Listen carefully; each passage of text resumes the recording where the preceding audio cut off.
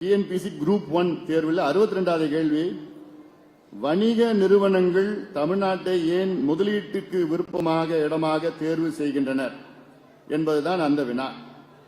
அதற்கு 5 வாய்ப்புகள் அளிக்கப்பட்டுள்ளன. இதெல்லாம் அதாவது தமிழ்நாட்டை ஏன் மற்ற நாடுகளிலிருந்து முதலீடு இங்க செய்யறாங்கன்னு ஒரு கேள்வி. தமிழ்நாட்டில் முதலமைச்சர் என்ன சொல்றாருன்னா, நாங்க இதுவரைக்கும் 10 லட்சம் கோடிக்கு தமிழ்நாட்டில் முதலீடு செஞ்சிருக்கிறாங்கன்னு ஒரு பொய்யான செய்தி சொல்லியிருக்கிறார். அதுல 10 லட்சம் கோடிக்கு புரிந்துணர்வு ஒப்பந்தம், மெமரண்டம் ஆஃப் அண்டர்ஸ்டாண்டிங் சொல்றாரு.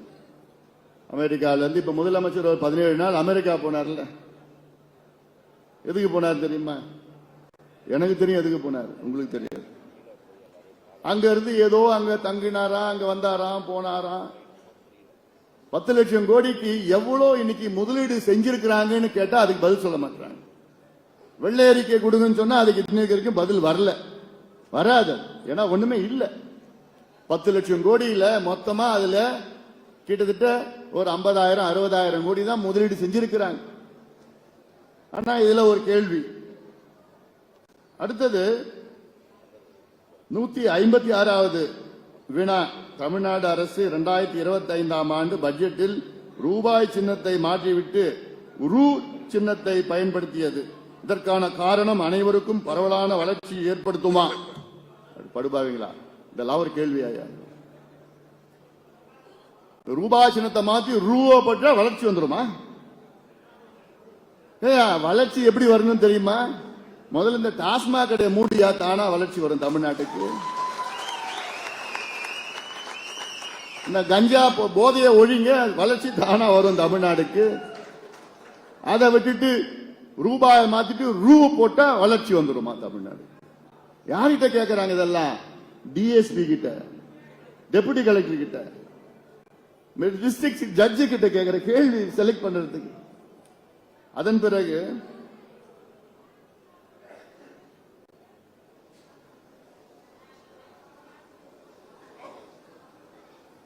திமுக இன்னொரு கேள்வி. திமுக எதற்காக இந்திய எதிர்ப்பு போராட்டம் நடத்தியது என்பது 121ஆம் கேள்வி.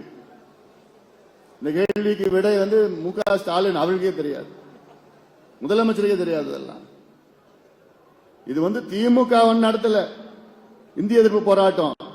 தமிழ்நாட்டின் மாணவர்கள் அன்றைய காலத்தில் திமுக, தமிழ்நாட்டின் மாணவர்கள் தான் இந்திய எதிர்ப்பு போராட்டம் நடத்தினாங்க. திமுக ஸ்டிக்கர் ஒட்டிட்டாங்க, அவ்வளவுதான். அடுத்தது 169வது கேள்வி, அண்ணாதுரை எதற்காக தீகாவில் சேர்ந்தார்? இவை எந்த வினாவிற்கும் சரியான விடை இல்லை. முதலமைச்சர், அதாவது அண்ணாதுரை தீகாவில் எதுக்கு சேர்ந்தார், இது ஒரு கேள்வி. இதெல்லாம் டிஎன்பிஎஸ்சி கேட்க வேண்டிய கேள்வியா? இதெல்லாம் இந்த விடை திமுக காரனுக்கும் தெரியாது. ஏன் அந்த அடுத்த கேள்வி கேட்க வேண்டியது தானே? அண்ணாதுரை தீகாவில் இருந்து ஏன் பிரிஞ்சு வந்தாருன்னு கேட்க வேண்டியது தானே? அதை கேட்க மாட்டானுங்க. ஏன் சேர்ந்தாருன்னு கேட்கிற கேள்வி, ஏன் பிரிஞ்சாருன்னு கேட்க வேண்டியது தானே? பெரியாரிடம் ஏன் பிரிந்து வந்தாருன்னு கேட்க வேண்டியது தானே அந்த கேள்விய?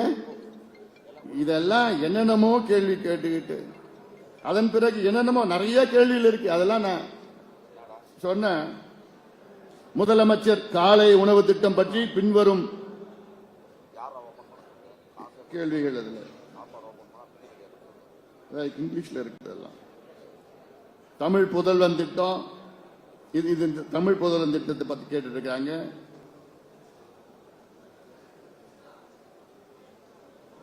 இந்திய எதிர்ப்பு போராட்டம், இலவச பஸ் பாஸ், பெண்களுக்கு கொடுக்கிற பஸ் பாஸ் எல்லாம் ஒரு கேள்வி கேட்டு. அதனால இதையெல்லாம் மக்கள் பார்த்து கொண்டுதான் இருக்கிறார்கள். இதை போன்ற தமிழ்நாட்டை சின்னா பின்னாமாக்கி கொண்டிருக்கின்ற இந்த திமுகவை நாம் வீட்டுக்கு அனுப்ப வேண்டும். அதற்கு நேரம் வந்து விட்டது, காலம் வந்து விட்டது. அதற்கு நீங்கள் தயார் நிலையில் இருங்கள். இப்போ இங்க நான் சொல்லியிருக்கேன்ல, இங்க வேலூர் மாநகரம் கஞ்சா மாநகரமா மாறிடுச்சு.